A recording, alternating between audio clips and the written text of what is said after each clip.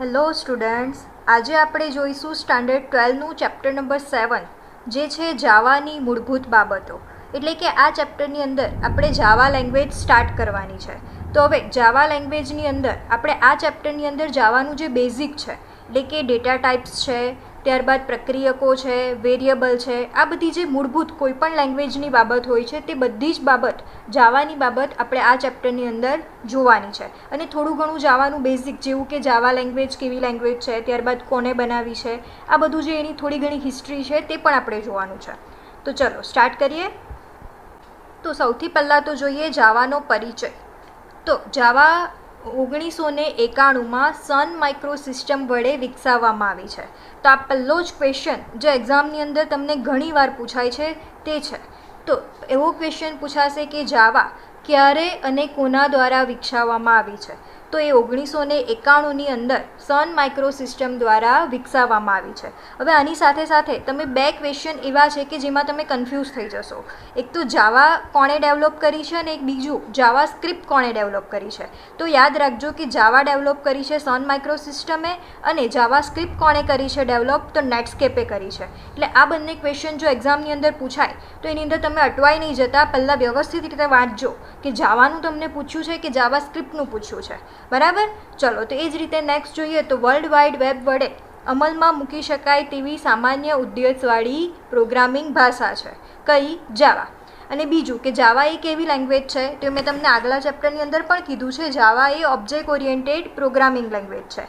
તેથી જ તે કઈ ભાષાથી અલગ પડે છે? તો સી ભાષાથી અલગ પડે છે. કારણ કે સી ભાષા એક એવી છે તો એ પ્રક્રિયાગત પ્રોગ્રામિંગ એટલે કે પ્રોસિજરલ લેંગ્વેજ છે, જ્યારે આપણી જાવા કઈ છે? ઓબ્જેક્ટ ઓરિએન્ટેડ લેંગ્વેજ છે. ચલો નેક્સ્ટ, તો જાવામાં ઉપલબ્ધ મૂળભૂત ક્લાસનો સમૂહ એ કોનો ભાગ છે? તો JDKનો એક ભાગ છે. JDKનું ફૂલ ફોર્મ તમને આમાંથી પૂછાઈ શકે છે. તો તેનું ફૂલ ફોર્મ છે જાવા ડેવલપમેન્ટ કિટ, અથવા તો તમે કહી શકો કે જાવા માટેનું કમ્પાઇલર છે. એટલે જાવાના કોઈ પણ કોડને રન કરવા માટે સૌથી પહેલાં તો તમારે શું ઇન્સ્ટોલ કરવું પડશે? તો જાવા માટેનું કમ્પાઇલર JDK તમારે ઇન્સ્ટોલ કરવું પડશે. ત્યારબાદ જ તમે જાવાનો કોડને રન કરાવી શકશો. તો એ જ રીતે જાવામાં રચયિતા કમ્પાઇલેશન અને ઇન્ટરપ્રિટેશનના મિશ્રણનો ઉપયોગ કરવાનું પસંદ કરે છે. તો જો હવે આપણે નેક્સ્ટ જોઈએ કે જાવા એ એક એવી લેંગ્વેજ છે જે પ્લેટફોર્મથી સ્વતંત્ર લેંગ્વેજ છે. એટલે શું? તો તમે કોઈ પણ પ્લેટફોર્મ ઉપર જાવાને રન કરાવી શકો છો. અને બીજું કે એ પ્લેટફોર્મથી ઇન્ડિપેન્ડન્ટ છે. એ બે રીતે પ્લેટફોર્મથી ઇન્ડિપેન્ડન્ટ છે. પહેલી રીત છે કે જાવા એ સોર્સ પ્રોગ્રામ અને દ્વિઅંકી બંને સ્તરે પ્લેટફોર્મથી સ્વતંત્ર છે.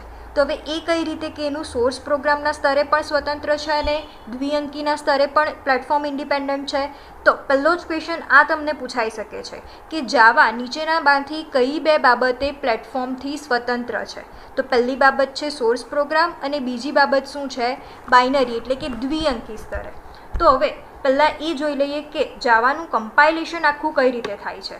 તો એના માટે સૌથી પહેલાં તો જાવાનો જે સોર્સ કોડ છે એ સોર્સ કોડ કોઈ પણ તમે પ્લેટફોર્મનો યુઝ કરશો એના માટે બધા જ માટે સેમ છે.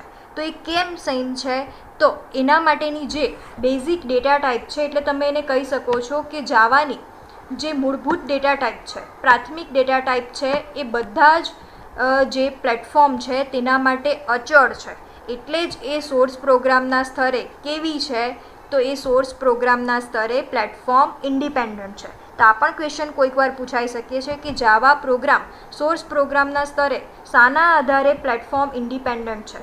તો એને શાના આધારે છે? તો પ્રાથમિક ડેટા પ્રકારોના કારણે એનું કદ અને જે પ્રાથમિક ડેટા ટાઈપ છે તે બધાનું જ કદ બધા જ પ્લેટફોર્મ માટે અચળ છે. એટલે એ સોર્સ પ્રોગ્રામના સ્તરે અચળ છે. અને બીજું જોયું કે દ્વિઅંકી સ્તરે કેમ પ્લેટફોર્મથી ઇન્ડિપેન્ડન્ટ છે? તો એ દ્વિઅંકી સ્તરે પણ બાઇટ કોડ ઇન્ટરપ્રિટરના કારણે પ્લેટફોર્મથી સ્વતંત્ર છે. હવે જાવામાં જે આપણે કોડ લખ્યો હશે તેને શું કહેવામાં આવશે? તો એને સોર્સ કોડ કહેવામાં આવે છે. ત્યારબાદ એનું કમ્પાઇલેશન થાય છે. અને કમ્પાઇલેશનમાં શેનો ઉપયોગ થાય છે? તો JVM નામના જે જાવાનું કમ્પાઇલર છે તેનો ઉપયોગ થાય છે. તો જોઈ લો, આપણે આખી પ્રોસેસ જોઈએ તો સૌથી પહેલાં તો સોર્સ કોડને શું કરવામાં આવશે, મશીનની ભાષામાં કમ્પાઇલ કરવામાં આવશે. ને કમ્પાઇલેશન શાના વડે થશે, તો જાવાનું જે કમ્પાઇલર છે JDK તેની મદદથી એનું કમ્પાઇલેશન થશે. અને કમ્પાઇલેશન થઈને શું જનરેટ થશે, તો કમ્પાઇલેશન થઈને જાવાની એક બાઇટ કોડ ફાઇલ જનરેટ થશે જેનું એક્સટેન્શન હશે ડોટ ક્લાસ. એટલે તમે કહી શકો છો કે ડોટ ક્લાસ ફાઇલ એને શું કહેવામાં આવે છે, બાઇટ કોડ ફાઇલ કહેવામાં આવે છે. અને એ આખી ફાઇલ શામાં હોય છે, તો બાઇનરીમાં હોય છે. અને બીજું કે બાઇટ કોડ ફાઇલ રેડી થઈ ગયા બાદ જે જુદા જુદા આપણી ઓપરેટિંગ સિસ્ટમ છે ત્યાર એના ઇન્ટરપ્રિટર હશે તે બધા અલગ અલગ હશે, પરંતુ એનો બાઇટ કોડ શું રહેશે, સેમ રહેશે. ત્યારબાદ એ જુદા જુદા ઇન્ટરપ્રિટરની મદદથી શું થશે, તો એ બધા જ ઇન્ટરપ્રિટરની મદદથી તમારો જે કોડ છે તેનું અર્થઘટન થશે અને તમારો પ્રોગ્રામ સક્સેસફુલી રન થશે અને તમને જે આઉટપુટ મળવું જોઈએ તે આઉટપુટ તમને મળી જશે. ચલો, બીજી વસ્તુ હવે જે આપણે જોવાની છે કે જાવામાં લખેલો કોડ એટલે કે સોર્સ કોડનું કેની મદદથી કમ્પાઇલેશન થાય છે, તો એવો પણ એક્ઝામની અંદર ક્વેશ્ચન પૂછાય છે. તો એનું કમ્પાઇલેશન થાય છે JVM જાવા વર્ચ્યુઅલ મશીનની મદદથી થાય છે, મશીનની યાંત્રિક ભાષામાં થાય છે, જેને જ શું કહેવામાં આવે છે, બાઇટ કોડ કહેવામાં આવે છે. હવે બાઇટ કોડ શાના સ્વરૂપમાં હોય છે, મેં કીધું એ પ્રમાણે બાઇનરી સ્વરૂપમાં હોય છે. તો આવો પણ એક્ઝામની અંદર ક્વેશ્ચન પૂછાઈ શકે છે કે બાઇટ કોડ કયા સ્વરૂપે હોય છે, તો એ બાઇનરી સ્વરૂપે હોય છે, જે કોઈપણ પ્રોસેસર અને ઓપરેટિંગ સિસ્ટમ માટે ચોક્કસ નથી. બાઇટ કોડ વાપરવાનો એક ગેરલાભ પણ છે. શું, તો તેના અમલની ઓછી ઝડપ. તમે બાઇટ કોડનો અમલ કરશો તો એ એટલી સ્પીડી અમલ નહીં થાય. તેથી શું કરવામાં આવે છે, તો બાઇટ કોડનું નેટિવ કોડમાં રૂપાંતરણ કરવામાં આવે છે. તો આ પણ એક્ઝામની અંદર ક્વેશ્ચન પૂછાઈ શકે કે બાઇટ કોડને અમલની ઓછી ઝડપ છે તેથી એનું શામાં રૂપાંતરણ કરવામાં આવે છે, તો એનું રૂપાંતરણ કરવામાં આવે છે નેટિવ કોડની અંદર. અને આ નેટિવ કોડ અમલમાં કેવા હોય છે, ઝડપી હોય છે. અને બીજું કે એ મશીનથી સ્વતંત્ર નથી. આ એનો પણ એક પ્રોબ્લેમ છે, કારણ કે નેટિવ કોડ છે એટલે જે પણ મશીન તમે યુઝ કરતા હશો તે બધા જ મશીનનો નેટિવ કોડ કેવો હોય છે, અલગ હોય છે. તો આવો પણ તમને એક્ઝામની અંદર ક્વેશ્ચન પૂછાઈ શકે છે કે નેટિવ કોડ એ કેવા હોય છે, મશીનથી સ્વતંત્ર હોય છે કે મશીનથી સ્વતંત્ર હોતા નથી. તો એ મશીનથી સ્વતંત્ર હોતા નથી, જે પણ તમારે યાદ રાખવાનું છે. ચલો, હવે નેક્સ્ટ જોઈએ જાવાનો બેઝિક પ્રોગ્રામ. તો જાવા પ્રોગ્રામ અનેક ક્લાસનો બનેલો હોય છે. ખાસ યાદ રાખજો, એક્ઝામમાં તમને ગૂંચવવા માટે આવો ક્વેશ્ચન પૂછાઈ શકે કે જાવા પ્રોગ્રામ કેટલા ક્લાસનો બનેલો હોય છે. તો એની અંદર ઘણા બધા ક્લાસ આવી શકે છે, પરંતુ ઓછામાં ઓછો કેટલો ક્લાસ હોય છે એની અંદર, એક ક્લાસ તો હોવો જ જોઈએ. અને બીજું શું વસ્તુ કમ્પલસરી હોવું જોઈએ, તો એની અંદર એક મેઇન મેથડ પણ કમ્પલસરી હોવી જ જોઈએ. હવે બીજું કે સી ભાષાના પ્રોગ્રામરો ક્લાસને સ્ટ્રક્ચર અને ટાઈપ ડેફનો ઉપયોગ કરીને નવો સંયુક્ત ડેટા પ્રકાર બનાવી શકે છે, પરંતુ ક્લાસ એ તેના કરતાં ઘણું વધારે આપી શકે છે. એટલે કે સી લેંગ્વેજની અંદર આપણે જોયું હતું સ્ટ્રક્ચર અને ટાઈપ ડેફ. તે શું થાય છે, તો તેની મદદથી આપણે એક નવી ડેટા ટાઈપ તો બનાવી શકીએ છીએ, પરંતુ નવી ડેટા ટાઈપ બનાવવા કરતાં પણ ઘણું બધું વધારે શાની અંદર આપણે યુઝ કરી શકીએ છીએ, ક્લાસની અંદર યુઝ કરી શકીએ છીએ. તો આમાંથી પણ એક્ઝામની અંદર ક્વેશ્ચન પૂછાઈ શકે છે. પરંતુ આની અંદર એક વસ્તુ તમે યાદ રાખજો કે જાવામાં ટાઈપ ડેફ એવું કશું છે નહીં. એટલે કે જાવાની અંદર ટાઈપ ડેફ ઉપલબ્ધ નથી. બરાબર, ક્વેશ્ચન પૂછાઈ શકે તો તમારે યાદ રાખવાનું રહેશે. ચલો, હવે આપણે નેક્સ્ટ જોવાનું છે જાવાની કમ્પાઇલેશન પ્રક્રિયા. કઈ રીતે કમ્પાઇલેશન થાય છે, તો સૌથી પહેલાં તો જાવાનો જે સોર્સ કોડની ફાઇલ હશે તેને શું કરવામાં આવે છે, કમ્પાઇલ કરવામાં આવે છે. પરંતુ આની અંદરથી તમે એટલું યાદ રાખજો કે જાવાની જે સોર્સ કોડની ફાઇલ હશે તેનું એક્સટેન્શન શું હોય છે, તો તેનું એક્સટેન્શન હોય છે ડોટ જાવા. બરાબર, જે એક્ઝામમાં ક્વેશ્ચન પૂછાઈ શકે છે. ત્યારબાદ જે સોર્સ પ્રોગ્રામ હશે તેનું શું કરવામાં આવે છે, તો તેનું JDK દ્વારા કરવામાં આવે છે કમ્પાઇલેશન. બરાબર, તો કમ્પાઇલેશન કરવા માટે શેનો ઉપયોગ થાય છે, તો જો તમે કમ્પાઇલ કરવા માટે ટર્મિનલ અથવા તો કમાન્ડ પ્રોમ્પ્ટનો યુઝ કરતા હશો તો તેના માટે તમારે શેનો ઉપયોગ કરવાનો છે, તો જાવા સી ત્યારબાદ ફાઇલ નેમ ડોટ જાવા. એટલે તમને એક્ઝામની અંદર ક્વેશ્ચન પૂછાઈ શકે છે કે કમ્પાઇલેશન કરવા માટે શેનો ઉપયોગ થાય છે, તો જાવા સી ફાઇલ નેમ ડોટ જાવા.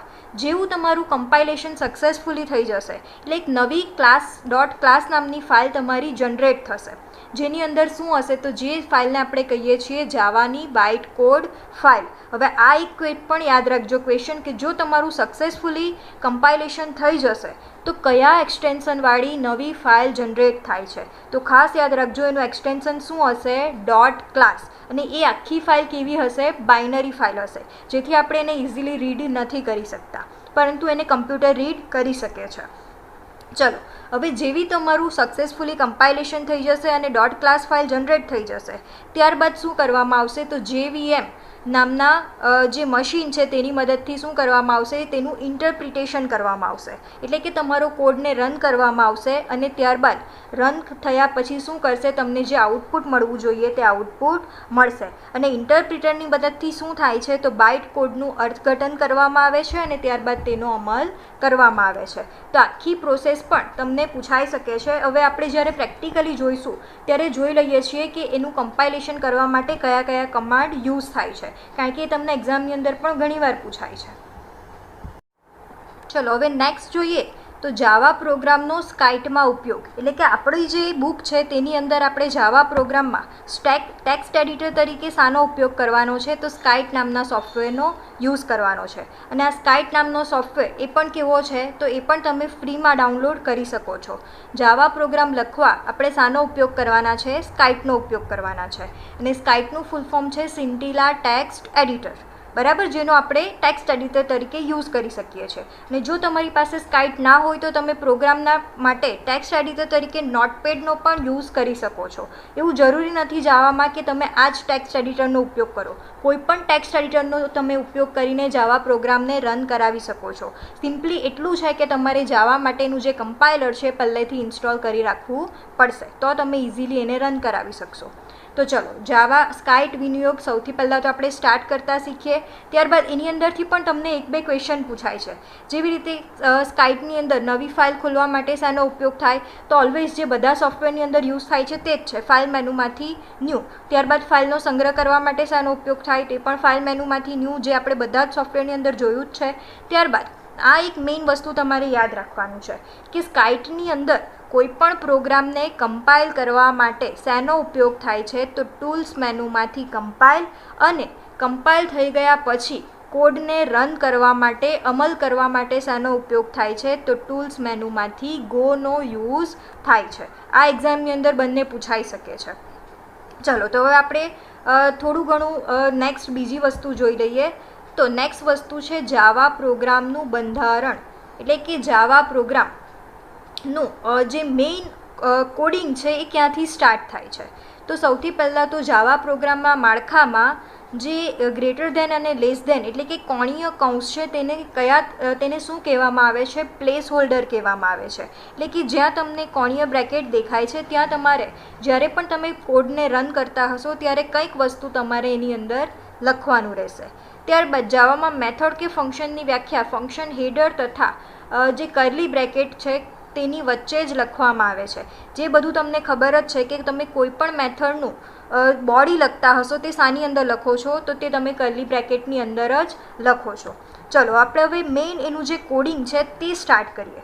તો સૌથી પહેલાં તો જાવાની અંદર કેટલા ઓછામાં ઓછા ક્લાસ હોવા જોઈએ, તો ઓછામાં ઓછો જાવાની અંદર એક ક્લાસ તો હોવો જ જોઈએ, બરાબર. તો અહીંયા ક્લાસને ડિફાઇન કરવા માટેની સૌથી પહેલાં તો સિન્ટેક્સ શું છે, તો પહેલાં તો તમે ક્લાસ લખો, ત્યારબાદ ક્લાસનું નેમ લખો અને તેની પહેલાં તમારે એક્સેસ મોડિફાયર તરીકે પબ્લિક, પેકેજ, પ્રાઇવેટ કે પ્રોટેક્ટેડ લેવાનું છે. એ તમે નહીં લખો તો પણ ચાલશે હાલમાં, તો એ કારણ કે એનું જે મેઇન યુઝ છે આપણે પછી જોઈએ છીએ. ચલો, તો પહેલાં તો ક્લાસને ડિફાઇન કરવા માટેનો કીવર્ડ છે ક્લાસ, ત્યારબાદ ક્લાસનું નેમ, ત્યારબાદ ક્લાસનો curly bracket, start and over. અને ત્યારબાદ સૌથી પહેલાં તો તમારા એક મેઇન બાબત યાદ રાખવાની છે કે જાવાની અંદર કમ્પાઇલેશનની પ્રક્રિયા ક્યાંથી શરૂ થાય છે. તો જાવાની અંદર કમ્પાઇલેશનની પ્રક્રિયા હંમેશા મેઇન મેથડથી જ શરૂ થાય છે. એટલે જાવાની અંદર તમારો ઓછામાં ઓછો એક ક્લાસ હોવો જોઈએ અને મેઇન મેથડ પણ હોવી જ જોઈએ, તો જ તમારો કોડ વ્યવસ્થિત રીતે રન થશે. બરાબર, એટલે કે આપણે મેઇન મેથડ તો હવે ક્લાસની અંદર લેવાની જ છે, પરંતુ એની આગળ પણ ઘણું બધું લખ્યું છે. પહેલું લખ્યું છે પબ્લિક. એ શું છે? તો એ છે આપણો એક્સેસ મોડિફાયર. તે શાના માટે પબ્લિક જ લેવામાં આવે છે? કારણ કે આપણે જાવામાં મેઇન મેથડને ગમે ત્યાંથી કોલ કરી શકીએ, એના માટે હંમેશા મેઇન મેથડને કેવી બનાવવામાં આવે છે? પબ્લિક બનાવવામાં આવે છે. ત્યારબાદ એક બીજો કીવર્ડ પણ લખવામાં આવે છે, સ્ટેટિક. હવે એ કેના માટે લખવામાં આવે છે? તો જાવાની અંદર આપણે કોઈ ક્લાસનો ઓબ્જેક્ટ બનાવીને આ મેથડને કોલ નથી કરતા, આપણે ડિરેક્ટલી ક્લાસના નામથી જ એને કોલ કરીએ છીએ. એના માટે તમારે સ્ટેટિક કીવર્ડ લખવો પડશે. જો તમે સ્ટેટિક કીવર્ડ નહીં લખો તો તમારી મેઇન મેથડ કોલ થશે નહીં. એના માટે તમારે સ્ટેટિક કીવર્ડ લખવાનો છે. ત્યારબાદ વોઇડ શું છે? તો એ રિટર્ન ટાઈપ છે. જે રીતે બધા જ મેથડની રિટર્ન ટાઈપ હોય છે તે રીતે આની રિટર્ન ટાઈપ પણ વોઇડ છે. તે જ રીતે નેક્સ્ટ મેઇન શું છે? તો એ મેથડનું નામ છે. અને ત્યારબાદ સ્ટ્રિંગ આર્ગ્યુમેન્ટ્સ. એ શું છે? તો એ એની આર્ગ્યુમેન્ટ છે, મેઇન મેથડની આર્ગ્યુમેન્ટ છે. અને ખાસ યાદ રાખજો કે જાવાની અંદર મેઇન મેથડની આર્ગ્યુમેન્ટ હંમેશા સ્ટ્રિંગ એરે જ હોય છે. એટલે તમારે એની ડેટા ટાઈપ કઈ આપવાની છે? સ્ટ્રિંગ. અને ત્યારબાદ એક એરે તમારે બનાવવાનો છે. એટલે તમારે અહીંયા સ્ટ્રિંગ લખવું પણ કમ્પલસરી જ રહેશે, કારણ કે એ વસ્તુ પહેલેથી જ ફિક્સ જ છે. એટલે તમારે સ્ટ્રિંગ જ લખવું પડશે. અને એક બીજું વસ્તુ યાદ રાખજો, અહીંયા સ્ટ્રિંગનો એસ કેવો આવશે? કેપિટલ આવશે. અને બીજી વસ્તુ કે જે એના પછી તમે એરે બનાવો છો એનું નામ તમે તમારી રીતે આપી શકો છો, એ વસ્તુ કમ્પલસરી નથી, પણ સિમ્પલી તમારે સ્ટ્રિંગ એરે બનાવવો કમ્પલસરી છે. બરાબર, તો હવે આટલું તમે લખશો, ત્યારબાદ એની અંદર તમારે કંઈ પણ વસ્તુ લખવું હોય અને તમારો સિમ્પલ જે કોડ સ્ટાર્ટ થશે તે ત્યારબાદ મેઇન મેથડની અંદરથી તમે કરી શકો છો. તો ચલો, એક સિમ્પલ કોડ જે હેલો પ્રિન્ટ કરે તેટલું આપણે આજે એક નાનકડો કોડને પ્રેક્ટિકલી કરીને જોઈ લઈએ છીએ. ચલો, તો એના માટે સૌથી પહેલાં તો શું સ્ટાર્ટ કરીએ? સ્કાઇટ. તો આ જ આપણું સ્કાઇટની મેઇન સ્ક્રીન છે. ચલો, હવે એની અંદર આપણે શું કરવાનું છે? તો એક સિમ્પલ પ્રોગ્રામ લખવાનો છે. તેના માટે સૌથી પહેલાં તો તમારે શું કરવું કમ્પલસરી છે? તો એક ક્લાસ બનાવવો કમ્પલસરી છે. એના માટેની સિન્ટેક્સ શું છે? તો ક્લાસ, ત્યારબાદ ક્લાસનું નેમ. હવે ક્લાસનું નેમ તમારે જે પણ આપવું હોય તે તમે આપી શકો છો. હાલમાં હું ક્લાસનું નેમ આપી દઉં છું ફર્સ્ટ, FIRST. ત્યારબાદ હવે શું કરવાનું છે? તો તમારે સૌથી પહેલાં તો ક્લાસનો બ્રેકેટને ચાલુ કરીને કમ્પ્લીટ કરી દેવાનો છે. અને ત્યારબાદ એની અંદર તમારે શું લખવાનું છે? તો એની અંદર આવશે તમારી મેઇન મેથડ. હવે મેઇન મેથડ લખવા માટે સૌથી પહેલાં કયો કીવર્ડ લખવાનો છે? પબ્લિક. ત્યારબાદ સ્ટેટિક. ત્યારબાદ જે આપણી રિટર્ન ટાઈપ છે તે રિટર્ન ટાઈપ કઈ છે? વોઇડ. અને ત્યારબાદ આપણી મેઇન મેથડનું નામ. ત્યારબાદ મેથડની અંદર આપણે આર્ગ્યુમેન્ટ તરીકે પાસ કરવાનું છે એક એરે, જેની ડેટા ટાઈપ છે સ્ટ્રિંગ. ત્યારબાદ તમે એરેનું નામ તમારે જે પણ આપવું હોય તે તમે આપી શકો છો. હાલમાં હું આપી દઉં છું ARGS. અને ત્યારબાદ શું આવશે? તો એરેનો સિમ્બોલ આવશે. હવે આની અંદર તમારે શું કરવાનું છે? તો હાલમાં આપણે સિમ્પલી એક હેલો પ્રિન્ટ કરવું છે. તો જાવાની અંદર કંઈ પણ વસ્તુ તમારે આઉટપુટની અંદર પ્રિન્ટ કરવું હોય તેના માટે છે system.out.println. તો એના માટે સૌથી પહેલાં તો તમારે યાદ રાખવાનું છે કે સિસ્ટમનો એસ કેવો આવશે? કેપિટલ આવશે. તો system.out.println. હવે તમે અહીંયા ખાલી પ્રિન્ટ લખશો અને પ્રિન્ટ એલએન લખશો, એના વચ્ચે એક ડિફરન્સ છે. બરાબર, તો એ આપણે પછી જોઈશું. હાલમાં પ્રિન્ટ એલએન લખીને એક ખાલી સિમ્પલી શું પ્રિન્ટ કરાવી દઈએ? તો હેલો પ્રિન્ટ કરાવી દઈએ. તેના માટે તમને આપણે કંઈ પણ વસ્તુ લખીએ આ મેથડની અંદર, પ્રિન્ટ એલએન મેથડની અંદર, તે સામાં લખવાનું છે? ડબલ કોટની અંદર લખવાનું છે. તો સિમ્પલી હેલો એટલું લખી દીધું. હવે શું કરવાનું છે? તો ફાઇલને સેવ કરવાની છે. હવે સેવ કરતી વખતે પણ તમારે એક બાબત વ્યવસ્થિત રીતે યાદ રાખવાની છે કે જાવાની અંદર ફાઇલનું નામ અને ક્લાસનું નામ કેવું હોય છે? હંમેશા સેમ હશે. એટલે તમે ક્લાસનું નામ આપણે શું આપ્યું છે? ફર્સ્ટ. તો આપણે ફાઇલને સેવ કરતી વખતે પણ શું નામ આપવાનું છે? ફર્સ્ટ જ આપવું પડશે. તો જ આપણો કોડ વ્યવસ્થિત રીતે કમ્પાઇલ થશે, નહીં તો આપણી કોડમાં એરર જશે. ચલો, તો આપણે આપી દઈએ first.java. હવે તમને ખબર જ છે કે સોર્સ ફાઇલનું એક્સટેન્શન શું આવે છે? .java જ આવે છે. એટલે આપણે .java આપવાનું છે. ચલો, આપણી ફાઇલ સેવ થઈ ગઈ છે. હવે આપણે શું કરીએ? તો હવે સૌથી પહેલાં તો આપણે કરવાનું છે એને કમ્પાઇલ કરવાનું છે. તો કમ્પાઇલ કરવા માટે શેનો ઉપયોગ થાય છે?